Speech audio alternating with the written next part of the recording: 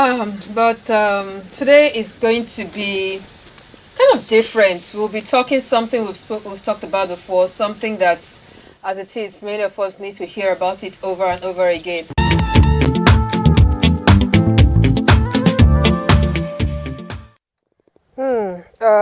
Two great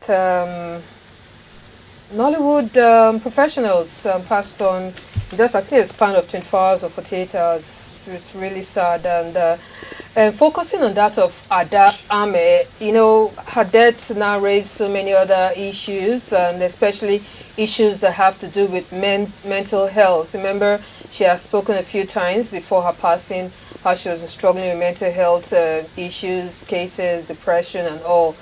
That brings me to wonder, in the industry, I mean, these guys are out there, their business is to make us happy, is to make us smile and everything. But really, what do they go through? You go online, you troll them, you try to put them under pressure. And I don't know, they are just humans after all, like us. Anyhow, mental health will be the focus of our discourse today. And I would first of all introduce Dr. Dayaba Shuaibu.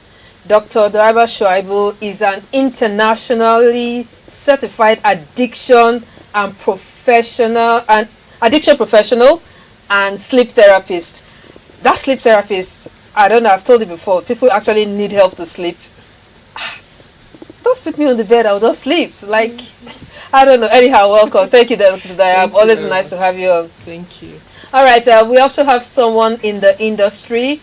Well, he's going to let us into it, even though I've not seen anything of him posting online to tell us if he was depressed or something. But we don't know what he's going through. I'm talking about Mofe Duncan. Mofe, thank you very much. Thank you for having me. Thank you. Yes, that's Papa Halita. Second Papa Halita. Yes. Original. The original Papa Halita. I know, you should, when we get to the end, the other of this next season of it, we'll know if actually you ended up coming fully to our life. All right, thank you very much, both of you, for coming on to the studio. And let me first of all condole with you on the passing of those two of your colleagues. I mean, it really hit us really hard. Did you get to work with any of them in the course of? Yes, I worked with Auntie Sonia before. Okay. And also Auntie Ada, but not recently though. But we had a close circle of friends that we knew each other. Like, the industry is large, but it's also quite small because we see each other online a lot, and you guys get to work with certain projects and things like that. So it's quite sad. It's quite sad actually, and my condolences to our friends and family. It's never easy, and to our fans. Sometimes the fans really believe that people personally. So I mean, the outpour and the outcry was immense online. It was crazy, and we all felt as like one of our fallen soldiers is down. You just hits you hard. Hits you. Okay. Me and these people watching, we think you guys are superhumans, superheroes. We expect you guys to live above board. We don't expect, like, when I kept seeing some of her Adame skits of trying to make us laugh, she's comedy and everything. I keep wondering, like, so you now wonder that, okay, this person, what was she suffering? Okay, she came out to tell us that, I don't know if you read the story, she lost her parents and her siblings within the span of 1 or 2 years, then her daughter followed and everything. So now wonders that, wow, going through all this. So tell us, how do you guys get to try to keep us happy even though you struggle with all this? Or are you superhuman? I wish. I mean, if there's some kind of pill out there to make us superhuman, I want to know about it. But we're very human. We bleed just like everybody else. We feel pain. The truth is, personally for me, it's also been a battle. Because I went through my own dark years. Full depression and everything. And I think only it was up until 2020 that I actually had one post that mentioned anything about it. But people were like, why? Yeah, we're so happy online. I'm like, well, that's the way we deal with it, For me personally, it was after, I got divorced from my ex-wife, and, people said all sorts of things about the situation, and you're sitting there like, I'm one of you guys, I'm just a guy. I personally don't like being called a celebrity, because I'm just a regular guy, I have mother, father, I have sisters, I have people like everybody else. So, I mean, if you celebrate me, fine, but I'm not like, I'm thick-skinned. So, For me, dealing with it was difficult. I remember that I added so much weight. You know, I let myself go. I didn't really post much about it because I didn't feel like people really cared. You know, they all want the bad story. They want to know why your marriage failed. They want to know what you did. Did you cheat on your wife? Did you beat your wife? And it's always the man that is at fault. Always the man that's at fault. You know, and you see all that online, and then you've gone through years of making people happy with your work. They've forgotten that now because you have a failed marriage. That's all who you are. You're that guy whose marriage didn't work for whatever reason they fail. And they also take images of what you've done online. Maybe like you've been in a film where you've beaten somebody, your wife beat her. Maybe there's a film where you cheated on somebody, you cheated on your wife. You know, things like that. So they take all sorts of images and they project that as who you are. And you're sitting there like, Mom, my mother didn't raise me this way, so why am I being attacked? And it takes a lot, to be honest, to just carry on and pick up the next call and say, right, okay, I'll be at the next job.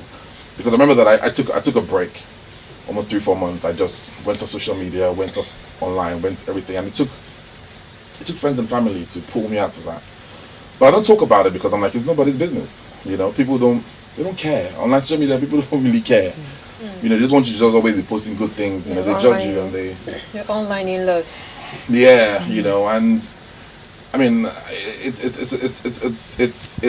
I don't know if I'm correct, but it's like a degenerative thing because you never really truly heal from it.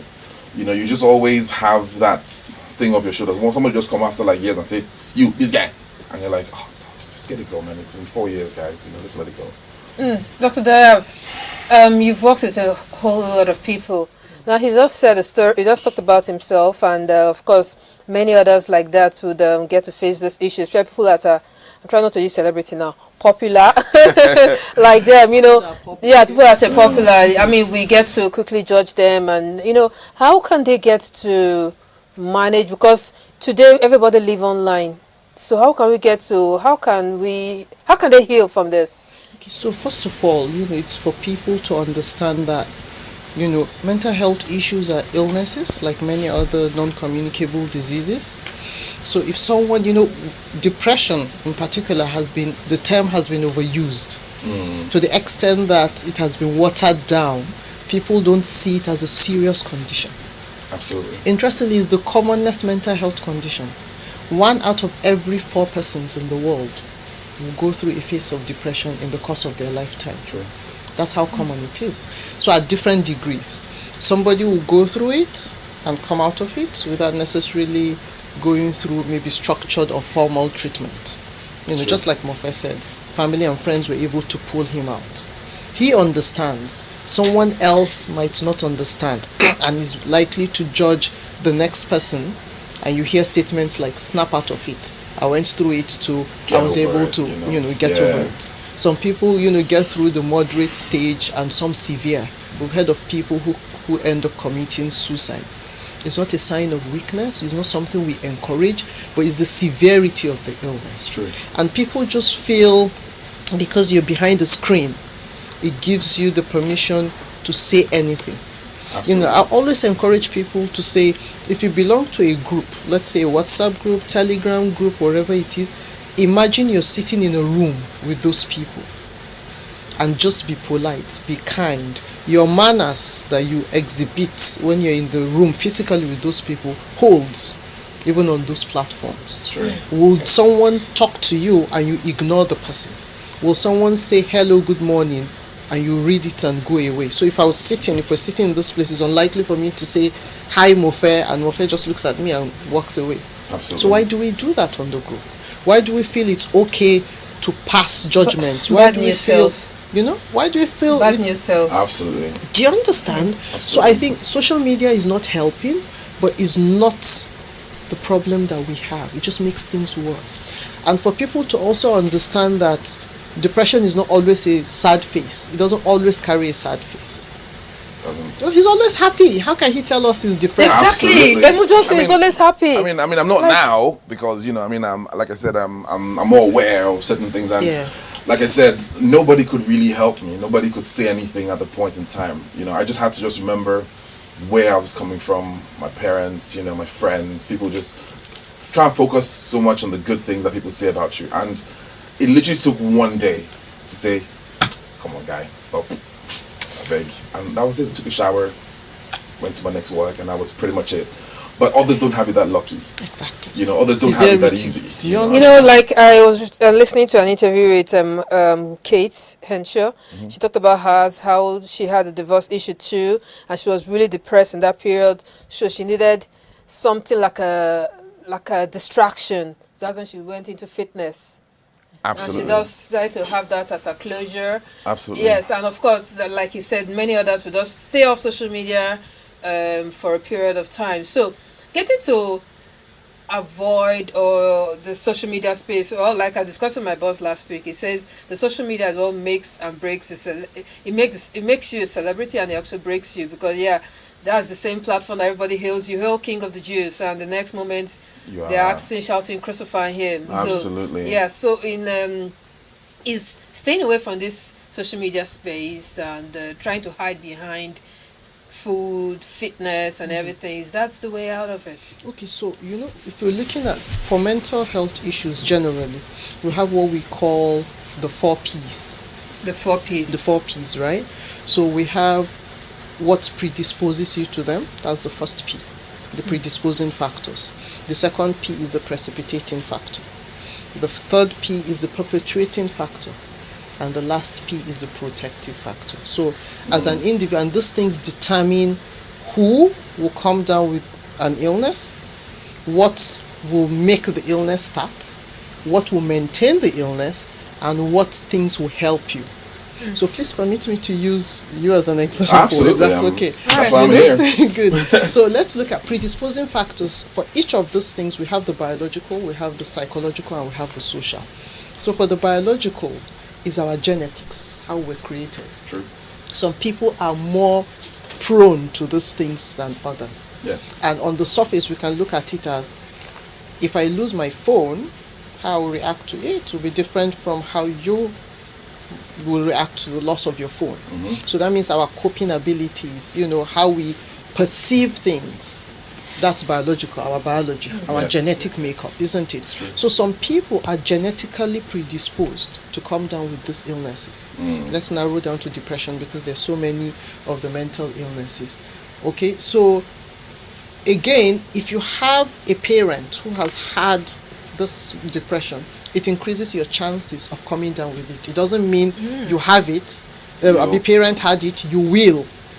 It increases your chances. If you have a sibling that has had depression, it further increases your chance, the percentage. And if you have a twin that has had depression, the percentage rises to up to like 60%. Wow. Seriously. So that's the genetic loading. It just shows that you're getting closer to getting it. So genetic makeup is like a heavily loaded gun. So imagine you have a gun that is fully loaded. If you keep that gun here on its own, it doesn't do anything unless you pull the trigger, isn't it? So what are the things that pull the trigger? The environmental factors. That's the psychological now and the social. So let's look at, like the case of Adame. Of blessed memory. So she did talk about things that she went through. So it's possible that she was already genetically predisposed by virtue of her makeup. Absolutely. Environmental factors, loss of loved ones, serially. So that's like injury to her mental health. Imagine a knife cutting you, it heals a bit. It cuts you on the same spot, it heals. It cuts you. After a while, the integrity of that place can never be the same. Take the hand off. I can't do this. Do you understand? So psychological factors are the things, and social factors are the things that pull the trigger. Do you understand? So these are predisposing factors. So already things that make us vulnerable. Our genetics, our experiences, our, how we relate with our peers. Absolutely. So what are the things that will precipitate it? That will make it start? Because predisposing means they're just lying there latent, right? So what are the things that will now spark? Yeah. That's the spark. True. The loss of her daughter was a spark. The question is, did she really come out of that? Because she said that was when she experienced like the darkest moment of her life. And she lived in that guilt. We'll come to the things that you actually feel that will make you say that, yes, I'm depressed. So these are the predisposing factors. So divorce, loss of a loved one, loss of a job, sometimes relocation, sometimes, just changing your environment. And sometimes it's actually the scripts that we do. I'll give you an example. Oh, really? Absolutely, yes. Like all through when I was going through my marriage with my ex and I are still friends, it was nothing dangerous like what social media says it was. And I never really cried once for it because it's like I've always been very methodical in my approach to things. I'm a mathematician, so I can see the problem and okay, this Friday will not work, that kind of thing. I always see it coming. But I never really cried. I never really cried deeply until I shot a film, and in the film, it was called Lying in State, and my character's wife had passed away, and she was so beautiful, so I buried her immediately. But then Frederick Leonard's character had come and touched her and said, this baby's still alive, and gone to dig up her body. So months later, he then brought my wife back to me and said, your wife was not dead, here's your wife. But of course, she didn't remember who I was and things like that. So I'd lost her, then gained her, then had to give her back to Freddie because I'm like, look, if my love for her could not figure out that she was alive and your love for her figured out she was alive, you should have her. And I was shooting that scene and I had to give my wife back to Freddie, and it brought something that I didn't even know existed. I just broke down, and they shot the scene like that with me crying, but I couldn't function for like a whole day after that. Wow. Yeah, in fact, the director had to give me a break just to go off because I'm like, it brought out a beast that I've been holding for so long. Just the fact of losing your wife, gaining her, and having to give her back. It's like, man, wow, this guy is too much. Yeah. So that script just took me out. Nobody could really understand. I'm like, guys, I don't know why I'm crying, but you guys, I just got to go home, Yeah. And it took me out the whole day the next day. I just couldn't function. But I knew what it was. I knew that I've been holding this on for so long, and then it's like you lost your wife, you got divorced, and then it's like it's as fickle as people would understand, but you personally, you'd be like, why they give me these scripts now? Because what we subconsciously do is we try to bury those things, subconscious. Yeah, because I was going to talk about the fact that, because sometimes you don't want people to judge you. You just feel like, okay, I can do this somehow. Let me just bury it. All right, look, Cecil, just focus. You just get over it. But somehow in subconscious, it's there, and one day to just spring up. If we look at you like this, yeah, right. You are forming strong. Yeah, because again, someone aptly described the depression. Like, people that have depression have like a closet with different costumes. So today you go to that closet and you're saying, what costume am I wearing? I'm wearing the boss lady costume. So you just wear it and you show up at work, things happen, and you go back. Absolutely. And as you're getting back home, you're just moving into your dark space. You either break down, you cry, or you go back to the low energy, you go. So people find it difficult to relate. She came to work. We did this, we had team meetings, we did this, she did this, she was the one making us laugh. How can she tell us, or how can he tell us? Yeah, when I had a friend who just called me one night. I mean, she's the love of the party. She's the one that makes everybody laugh. She calls me one night and I said, Cecil, please, you have the number of those people that can talk to people that have thought of committing suicide. And you're like, what are you talking about? And I went like, what? She said, no, I just need your contact. This is around after 10 in the night. And then I didn't have anybody. I didn't know me. I was like, okay, now who I went on Instagram, started asking people, and I set a couple of contacts. Then I started calling her phone that night. I couldn't reach her phone. You see the speed where they drive, go her house. It's terrible. Yes. And there's so many little triggers. Like I remember when my ex and I split. Bathing soap. If I smell her bathing soap, it was off. I was completely done. Like I would just sit down like this. I'm like, oh God, why? Bathing soap. If I hear a song that she liked, or I mean, I couldn't even travel to England because just the thought of arriving in England, just started. I haven't been to England since I left the marriage because the fact of arriving there, and then she's not the one picking me up. I couldn't. Yeah, because of the memories. Yeah, I couldn't deal with that.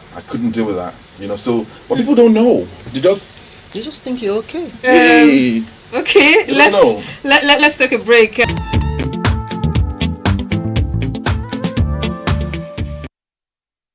Do you troll them for fun. I know many people, they just go on social media and just decide to just troll you. I mean, just to, what do they call it? Catch cruise, right? Yeah, also use you catch cruise. Yeah, so you get to make your video become famous. You know, when we troll you guys, when we don't become famous, we get so many likes and everything at your expense. It's true.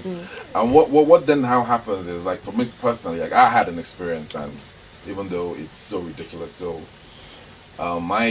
my sister, she's based in Abuja here, and you know, she had this business on the side where she sells beans and plantain and different kinds of beans. And post-COVID, when during COVID nobody had hired her, you know, obviously now nobody was hiring, there was no movement and things like that. So post-COVID, she gets a call from a client who supports her business and ordered almost 6-7 packs of beans, you know, at 4,500 plus delivery per pack, you know. Beans, meats, chicken, you know, different things like that. And the one wanted plantain. So I drove from Psychotic, headed all the way down towards where I didn't see plantain. I drove around Abuja that day. It was very scarce. And then the farmers had been attacked by the Fulani guys, so they were not even shipping plantain down, you know. One man said, there's a plantain seller down there that she can buy plantain from. I got there and she sold it to me for 6,000 naira. Now I thought to myself, do the math, like I said, I always think things through. I'm like, she's still gonna make what, 20, 30k on this order. How much is 6k? I cannot sacrifice. I bought the plantain and I said, put on land, guys, this country is going the wrong way. This plantain I bought is 6k. They said I was a bloody liar. How can I sell plantain for that much? How can plantain be 6k? Did not listen. They didn't read the story about how I drove around, how I drove almost 30, 40 minutes, 45 minutes, you know, and plantain was the last one. Maybe she milked me. Probably she milked me. Probably she slapped me. Maybe. But at least that's what you. But at least I have done my sister a service. Her clients are happy. They don't care where you get the plantain from. That's right. I thought myself 6k is really nothing compared to what my sister is going to gain by getting this thing done. Now, how much is plantain in the market? That's right. How much is yam in the market now? Someone just calls you a lie. What are you now how much is dollar? You know, my point is that I was saying, like, look, guys, this country is going the wrong direction. But I took a beating online for it. But so right now, I keep my mouth shut. If I say anything online, I don't say, I'm not the Minister of Finance. I'm not the Minister of all my business. I just keep my mouth. Disengage. And someone else and that's a problem. The same thing. Absolutely. And not get the bashing. I get the bashing. A woman put up the next week or so that she bought fried all this dried fish for a certain amount, and nobody said anything. I'm like, if it's me now. Yes, now if someone else, I mean, price of fame, right? Yeah, Dr. Shoaib, just put it on. Just say, I bought this head of plantain for 6,000. People say, sorry. Well, let the celebrity do it. You are a liar. All right, you guys, sorry. I've not forgotten about you. You can be part of this conversation. Reach us on our phone line 081 1778 2020. And we're talking about managing addiction, and of course we started with talking about those in the entertainment industry, how they get to struggle with their own demons and get to keep us entertained and happy. So do send us a message. Tell us about what you're going through. Are there any challenges you'd like Dr. Dayab, our therapist, psychiatrist, here to talk about, who would appreciate it. Dr. D. Dr. D. Okay, good. Now, before I went in that break, I'll look at those entertainers battling there. As I told you, good talk about running away from. Sometimes just run away from these things. Just stay away. Is that a good idea? Okay, so. Or we should face our demons? No. Okay, so first of all, we're talking about the other factors. First of all, you need to know the things that protect you, like from coming down with this condition. This mental. So first of all, social support, very important. And we can hear from Mofet's story where he said friends and family helped him out. So you need to, first of all, you need to be self-aware. You need to know what your strengths are. You need to know what your weaknesses are. Very true. So once you're aware of self, you protect yourself from these things that are likely to bring you down. So the fact that Cecile is able to stand people throwing jabs at her does not mean I have to be like her. Absolutely. If I know that it hits me and it puts me in a bad mental space, then I protect myself from it. It's true. Do you understand? So it's not a yes or no answer to say, oh, okay, face your fear, or run away from. So whatever does not work for your mental space, you protect yourself from Absolutely. it. So I always tell people, build a wall around your mental space and protect it jealously. Absolutely. So I know that working long hours doesn't work for me, then I protect myself from it. I know that being on social media doesn't make me happy, I protect myself from it. There are people that will tell you that scrolling through the streets of Instagram or Twitter actually gives them the relaxation Which they they need. So it won't be proper for me to say, okay, I'm prescribing that you stay off social media. It's not a one size fits all thing. Yeah. So know yourself, protect yourself, and keep evaluating. Keep evaluating. He went on break from social media. He's probably back on social media. At that point, it wasn't working for him. Do you understand? He felt he just needed his space, to heal. So know thyself. Continue to reevaluate and stay away from things that don't work for you. And I always say that seeking help is a sign of strength and not a sign of weakness. Very true. Very true. Yeah. Okay. I mean, I completely, utterly agree. I mean, not that because I'm a professional, but I also agree with you. I mean, I have a PlayStation. I have a little console, and that little box brings me so much joy. You know what I mean? Mm-hmm. I just tap into that and I'm just there. I'm in a different world. Message me on Instagram, I will not answer you. If you call my phone, and then there's certain things I also do to myself right now. Like my phone goes on do not disturb from 10 o'clock. Yes. Beautiful. Just people switch it that off. do that. Yes, and I it think works for them It's beautifully. magic. It's magic. Absolutely magic. Yes. Because I started also I dealing totally with. respect people that do that. Oh, yeah. Because boundaries. Boundaries. But because people just feel it's okay because it's a chat Yeah. for me to send you a message, you're either ignoring DM or WhatsApp You at know, 1 yeah, a.m. well, just on that from 10 o'clock, from 9, I'm shut down, That's I'm it. shut out. I'm done now. All right, and while we're talking about this, we still know that there are many people battling this, they just wear a veil, they just try to cover it and just smile through it. Anyway, I will try to put together a little, a report on the veil, it's titled The Veil, and how we veil ourselves, we cover ourselves from these things. All right, so let's have a look at it.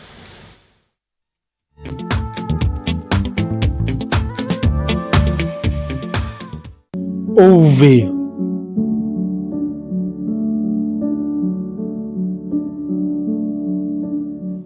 What are you hiding, O veil?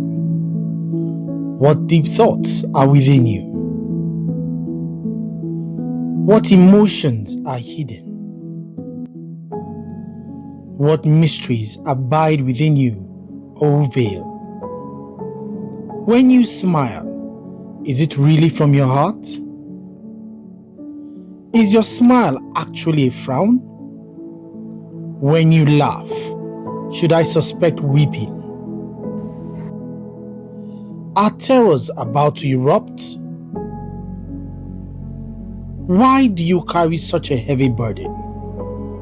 Who shall share it with you? O veil, speak, we are eager to hear.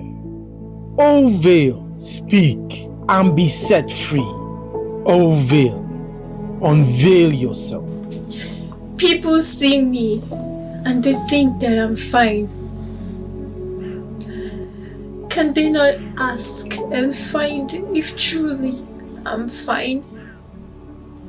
Can they not see that I'm hurting inside? I asked God, why me? Why always me? I asked myself if I will ever overcome this. Alas, I am no longer alone in all this. At last, I have a friend.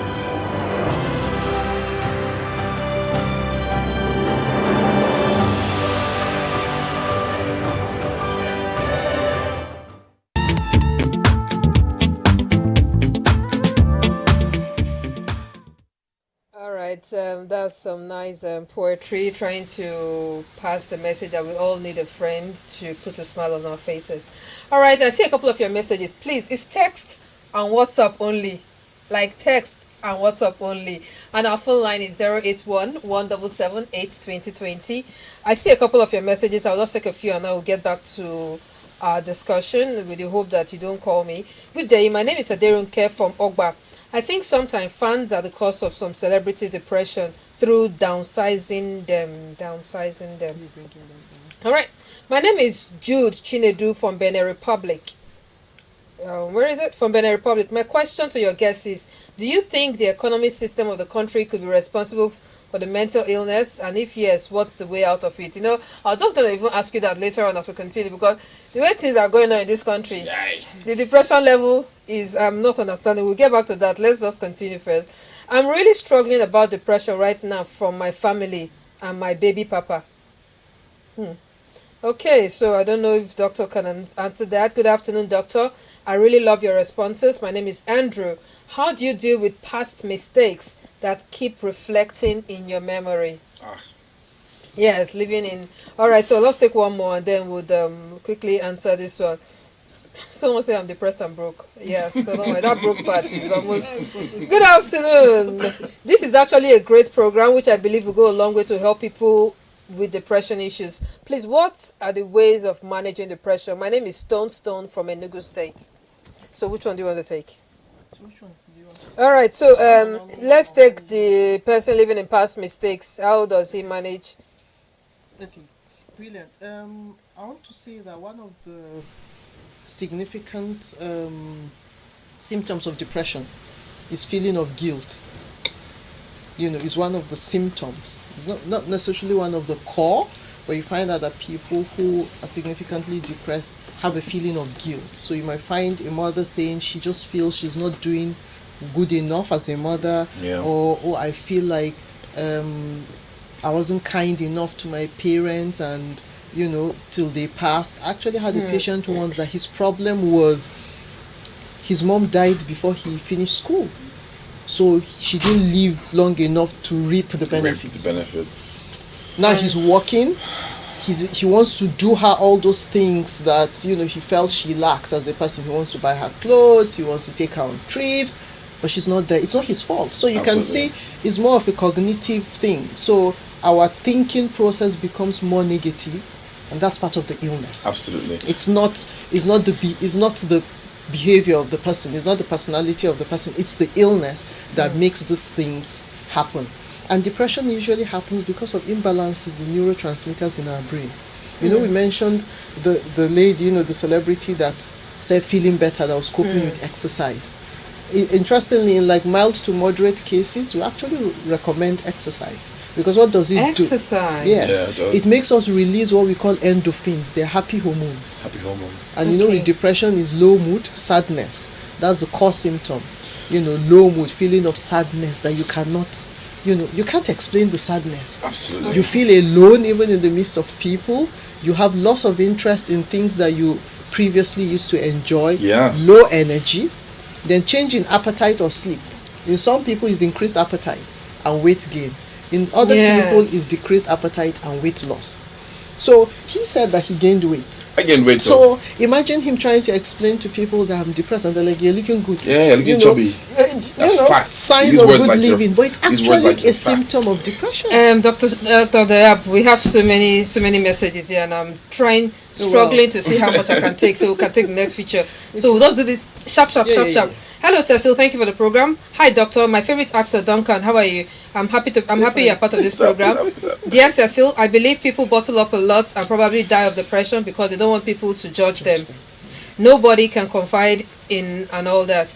We need to put our health first, admitting that everyone at one point have breaking points, but because we wouldn't want to. It's pretty long one, and this one is coming from Divine from Umar here. Divine, thank you very much. I've passed your message to Duncan. Hi, hello. My name is Big Wales from Lagos. Nice program. I really enjoy listening to you guys right now on NTA. Mental health is a big problem in human body. We really need to support each other. Mr. Duncan, thank you very much. Doctor, I like your morale. I don't know, you know what, we're going to go through some of these messages when the camera is off. But meanwhile, let's go on the street. We asked people if they actually understand what depression is, and when they see someone who is depressed, how do they get to help out or manage? How can they decode that? All right, so let's take a look at this Vox Pop, and then I'll run through some of these questions with my guest.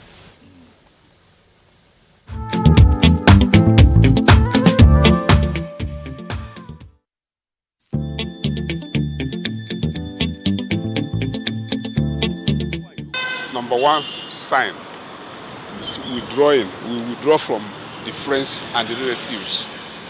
That's number one sign. Number two, you will see the person talking to him or herself when he's alone. Be talking to him or herself.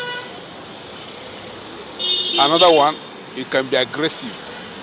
It can be showing aggression. Look, when the person is being mentally down or something, you would know with the person's charisma and everything. And loss of interest also, like may not want to eat, loss of appetite. When somebody is who is generally jovial and then all of a sudden he becomes resentful, he or she might be going through a lot of mental trauma. If you want to engage him in a conversation, the person will just maybe give you short answers.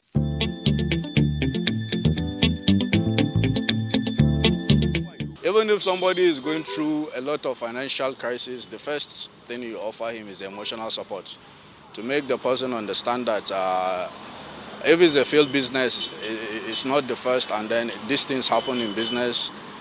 Let them understand more about life. That it's not all about having all of those burdens in their hearts and in their mind that will solve their problems. There are other ways to solve their problems. And then, sometimes when you talk to people, talking to people heals or help depressed people come out of the situation. At such time, those that are close to them should not ignore them. You should not say, okay, this is his business, or he wants to be alone. No. Since that's not the usual self of that person, you need to ask questions, like what is the problem? And you also need to let them know that no matter the challenge he's going through, there is a solution. He is not the first person that is going through it. There are some of them, their own is their husband or their wife. Divorce can cause depression. If you really want to recover the person, go and reconcile the spouse.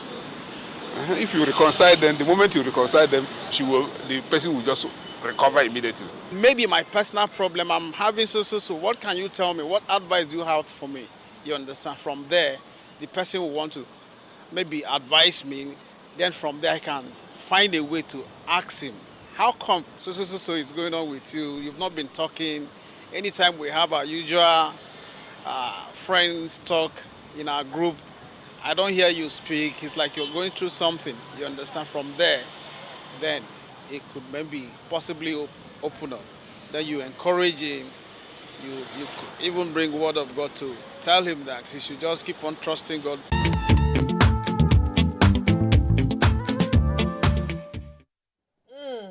Okay, Dr. Mofe. Oh, just before that, let me introduce someone else has just joined us on set.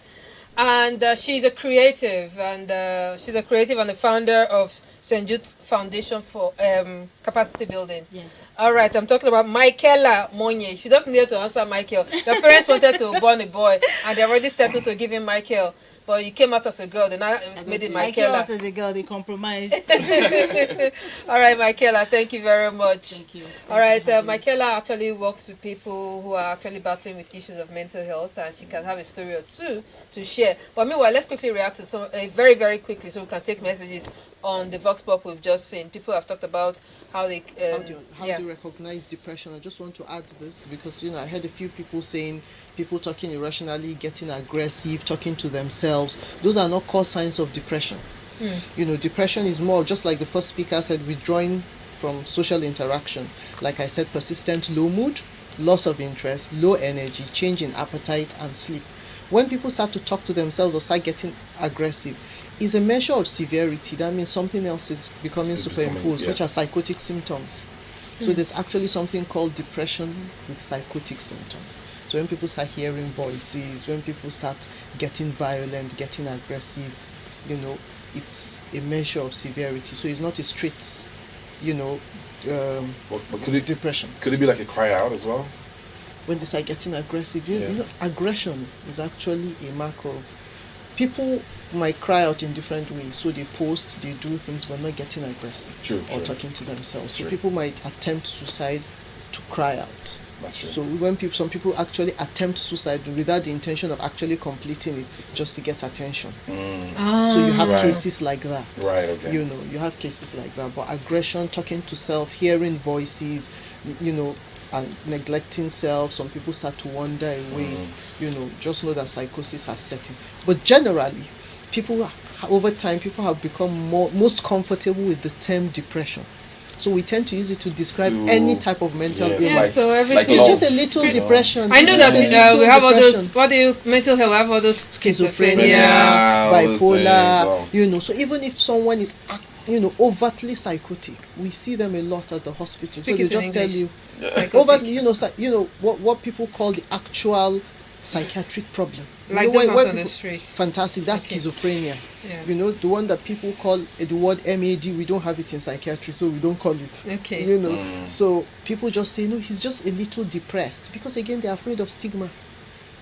Depression is the most accepted, Let me hear your story. Let me hear if you want to. Oh no, I mean, I was going to add to what she was saying that first of all, it's important for us to let people know that they're sort of like, I don't know if the right term is comorbidities, but they're like mental illnesses. One person can have more than one mental illness, and so it always it would sometimes seem as though the symptoms are overlapping.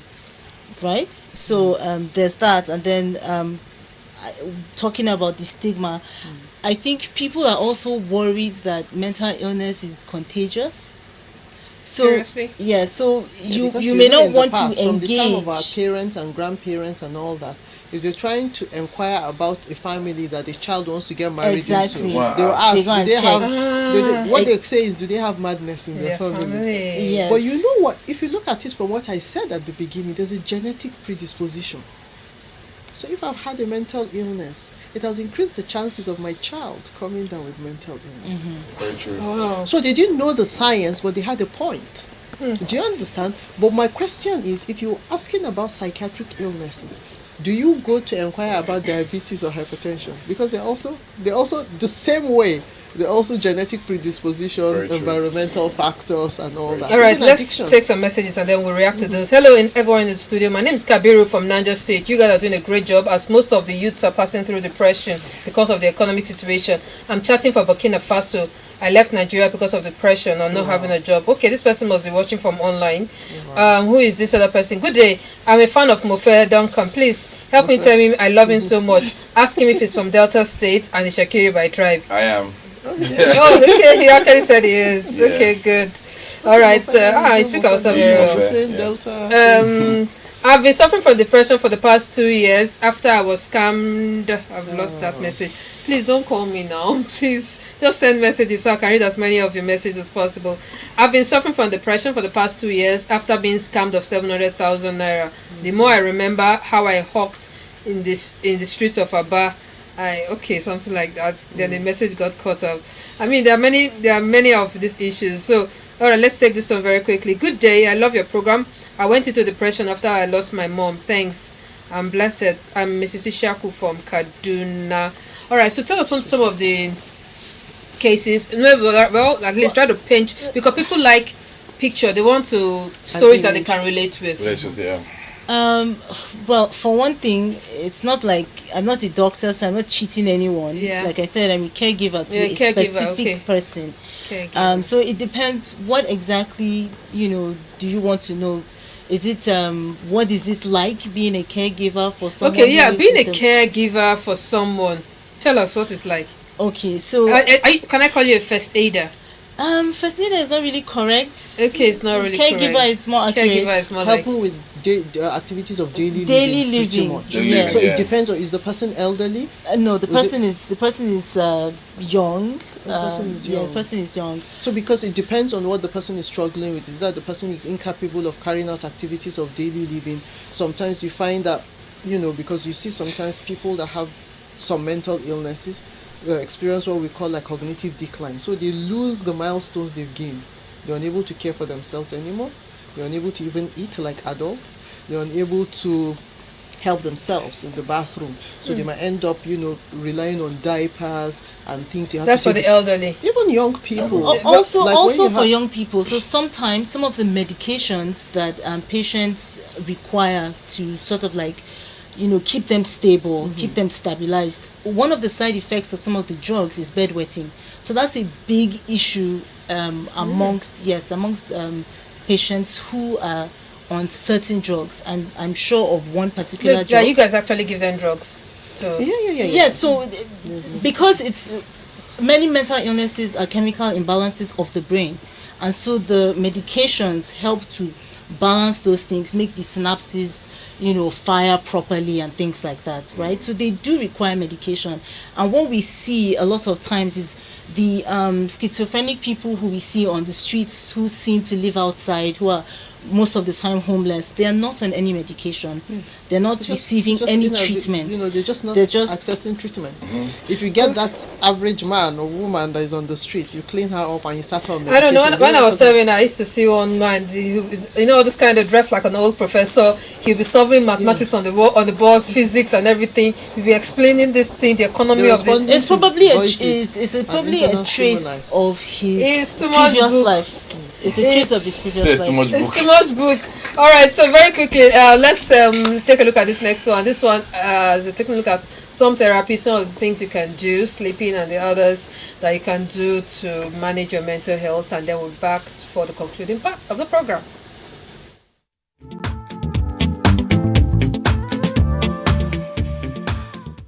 According to the World Health Organization, 1 in 4 people in the world will be affected by mental or neurological disorders at some point in their lives. Around 450 million people currently suffer from such conditions, placing mental disorders among the leading causes of ill health and disability worldwide. Treatments are available, but nearly 2/3 of people with non-mental disorders never seek help from a health professional. Stigma, discrimination, and neglect prevent care and treatment from reaching people with mental disorders, says the World Health Organization. Where there is neglect, there is little or no understanding. Where there is no understanding, there is neglect.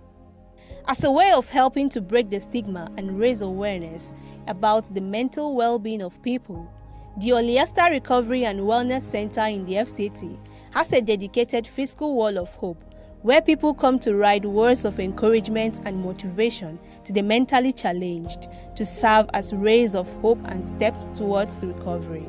So the Wall of Hope was a space or an avenue for people to just put out kind words there, because there's something that does not cost much but goes a long way. Just being kind, saying something nice to someone. Talking to a mental health professional about anxiety disorder, depression, addiction, schizophrenia, panic attacks, and other emotional conditions that can cause detachment from friends, family, and society can help resolve some complicated feelings and suggest ways to manage them. For some people, jogging, running, or a simple workout with teams decreases depression and anxiety disorder, and sometimes can be effective as psychological and pharmaceutical treatments. Research shows that running at least 15 minutes a day or walking for 1 hour can reduce the risk of major depression by 26%. Listening to uplifting sounds, meditating upon inspiring lyrics, and attending concerts can help heal a worrying mind. Studies have shown that music reduces the stress level of the body, decreases heart rate and blood pressure, relieves anxiety, and elevates a downcast mood. According to an article published by Harvard Health Publishing, sleep and mental health are closely connected. Sleep deprivation affects your psychological state and mental health. Those with mental health challenges are more likely to have insomnia or other sleep disorders. Getting enough sleep is essential for the physical and psychological upkeep of the body. Sticking to a treatment plan and adopting a healthy lifestyle can help to keep the doctor far away.